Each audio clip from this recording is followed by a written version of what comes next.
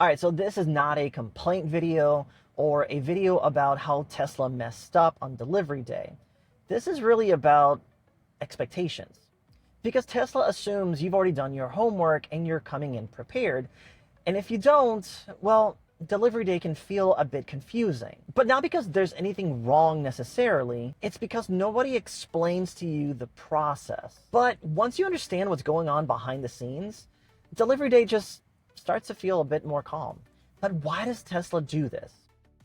Delivery day only feels super stressful when expectations are off. If you are new to buying a Tesla vehicle, you sort of expect a dealership style walkthrough of the vehicle that you're purchasing. Somebody explains to you the features, somebody explains to you all the tech that's inside of it, all the different drive modes, but Tesla gives you more of an efficient pickup. If you're new to buying Teslas, you might be expecting some kind of ceremony where you might have to hit a gong, ring a bell, everybody stands up and applauds that you made a purchase. Well, Tesla gives you none of that. The reality is when you pick up a Tesla, it's really about speed to getting you in the car and out of their delivery centers. Traditional dealerships gives you more of a guided tour of the vehicle that you just purchased. Let's walk you through the safety features. Let's walk you through the screen or lack thereof screens or the AM/FM radio if you're that old to even remember what that is. But my point is, they walk you through the vehicle itself, but Tesla, what they give you is more of a self-guided onboarding. You've already done your homework before you pick up the car. You probably watch a couple of YouTube videos just like this one to kind of prepare you to what to expect during delivery day. So if you're new to Tesla, when you get there and you don't have that traditional walkthrough, you're kind of left with feeling like there's something missing in this process. But I promise you, there is nothing missing in this. It's just the way they're set up. But the confusion isn't about the car, whether you know enough about the car to drive it off the lot. The confusion comes in about the process. So delivery day isn't broken. It's simply just different. It's meant for a new generation of buyers that are more tech forward. Tesla doesn't teach you ownership basics when you pick up the car because they've assumed you've already done all your homework and watched plenty of other YouTube videos and demo videos as well. So you as a buyer, you might be expecting a featured demo walking you through all the different features that are on the screen. Other car manufacturers will probably spend about 30 minutes after you've already signed on the dotted line to walk you through the car, to show you the different features on the outside, all the features on the inside, how to open, close, all those kinds of things in a traditional dealership. Tesla is more of a, well, you sign on the dotted line digitally, and here's your card key. Here's your card key. There's no car key, but all that stuff is going to change soon because you might not even get a physical card key anymore. You might be able to purchase one, but most of everything is actually handled through the Tesla app. So this minimal instruction process that Tesla has at delivery day in their delivery centers might actually feel a bit overwhelming because you might feel like there is still something missing. Once you drive off, that overwhelming feeling that there's something missing just kind of fades away because now you're driving the car. Now you feel like, well, this is another car. It's just electric. And all the stuff that I need to know is on one tablet, not multiple buttons throughout the car. It's not neglect. It's just their philosophy. Tesla's known for being efficient, all the way from when they build their cars to the way the car leaves the actual factory when it gets to the parking spot that it's going to go on the truck to get it to the actual delivery center. They're trying to remove as much friction from actually building the car all the way to the point where you get in the car and drive off. Delivery feels more like you're picking up an iPhone than purchasing a car. You do everything online, you select the phone that you want, the features, the amount of space and storage that the phone has, and then you select a location to go pick it up. Recently, when I picked this one up, I literally did not talk to a single person. I made my purchase, went to the Verizon store, into a locker, and there was my phone. I just pretty much just picked it out of the bag, turned it on, and just follow the prompts that are on the screen. Now, this efficiency is way less ceremonial, but sometimes that less ceremony makes you feel like there's something missing, or you feel like you're not being supportive in the purchasing process to get to know the vehicle. But on the upside, you don't feel this high pressure sales environment that you would feel in a traditional dealership when a salesperson is trying to upsell you on different features. Even pinstripes are being upsold on vehicles in a regular dealership, or simply getting additional warranties. You can do all that stuff online now. So you're not being rushed by sales tactics. You're just feeling pretty independent. Now, this is my second Model Y, third if you count when we picked up my wife's Model Y, and delivery day does not have to be a panic-inducing inspection of the car. You might venture out into different forums online like Reddit, Facebook, that are Tesla specific, and you are going to hear all sorts of disaster stories of picking up their car, having panel gaps, issues with those cars. I would probably say that those are the minority compared to the majority of people that are having very positive experiences with their cars.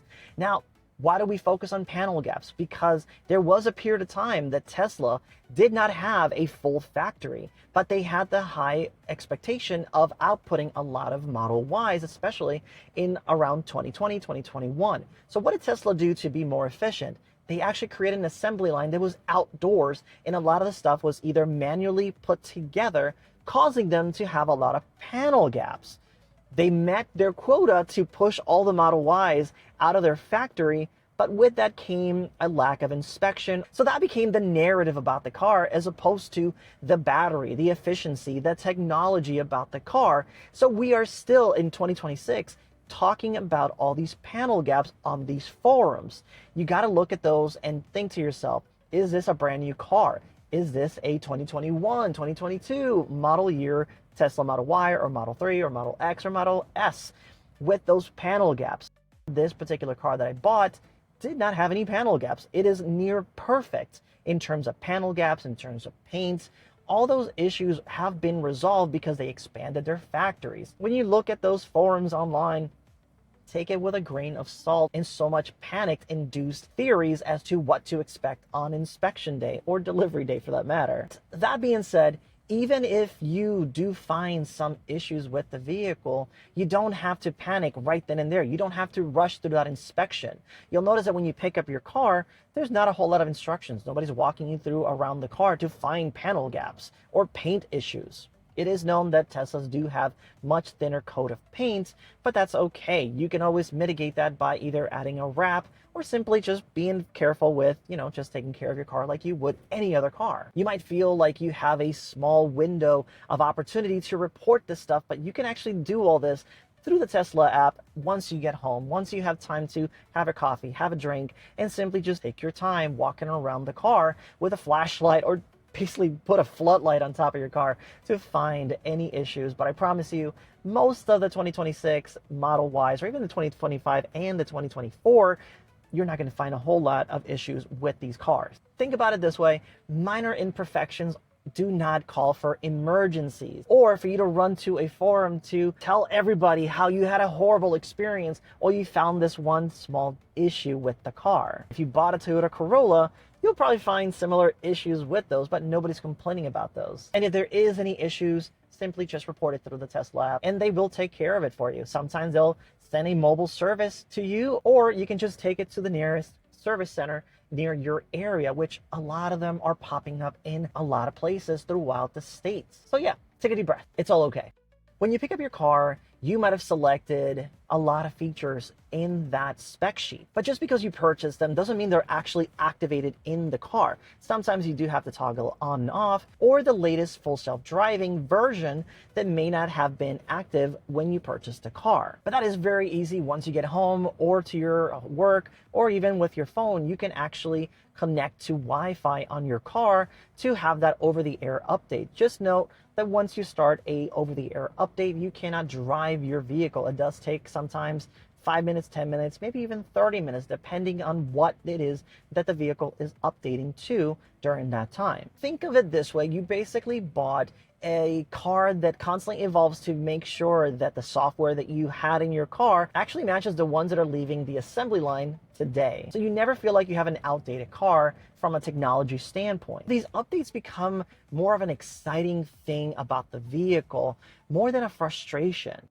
You might be overthinking charging on a Tesla vehicle because you're comparing it to something smaller like your iPhone. As soon as it goes below 100%, you feel like you have to plug your phone back in to make sure it stays with battery. Or you might feel like the battery is going to go all the way down to 0 in no time and you're not going to notice it, and you're going to be left with 0% while you're driving on the highway. But it's okay, because we all do this when we first buy our first Teslas. You can either use the mobile connector that comes with your Tesla and plug it to a regular outlet, or you can get an electrician to get you one of those dryer size plugs. I forget what they're called, but you can get an electrician to get that for you, and that'll actually speed up the charging process a little bit. Or you can go another step above that and get a level 2 charger and have an electrician professionally install it to your breakers inside your house. Now, that'll be the most powerful way to charge your car overnight. It'll take less time than using an outlet in your house. I say all that to say that just because there was a lack of explanation during delivery day, it does not need to spike up your anxiety about charging the car. But once you get all that settled up, after about a week, all this stuff starts normalizing for you. That learning curve tends to collapse a lot quicker after a week. Now, similar to the iPhone, you're not just buying a car anymore, you're buying an ecosystem of connectivity that connects to Wi-Fi, that connects to new updates, that makes your car a lot better. It actually makes the car feel new every time. Now, some buyers may just want stability when it comes to buying a car. This is the car I got, these are the features that I want, and that's it. I don't want new things, I don't want old things, I just want what I purchased. That's okay. Tesla is much more of an evolution of a car.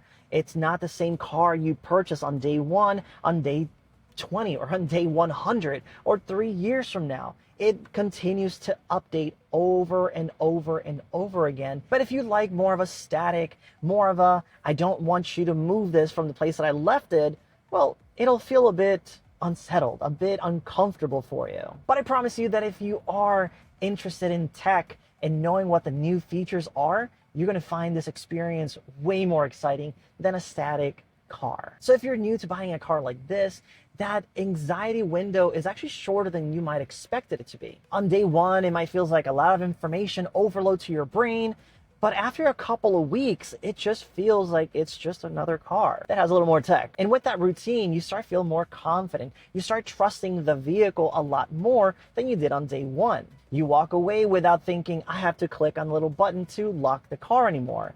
Now, when you walk away, you simply just walk away from the car. Or when you come back into the car, you don't have to look for your keys to hit the button to unlock the door. You simply just walk up, put your finger in the lock, and open the car. Basically, that overwhelming feeling you had, that lack of information on day 1, basically just disappears, and this just becomes your daily routine. So what does Tesla assume so much about the knowledge that you have when you get to delivery day? Tesla doesn't over-explain anything, and that's by design. They build their cars for tech-forward people. They prioritize scaling and efficiency. There is less hand-holding during delivery day, which makes that delivery throughput much quicker. And with that delivery throughput much quicker, it means there's less friction and lower overhead. They don't have to spend a lot of time with people there explaining to you the features of the car, or spending too much time behind a desk negotiating with you to figure out what's the best rate for you. What payments do you want? You've already done all that homework before you even got to this day.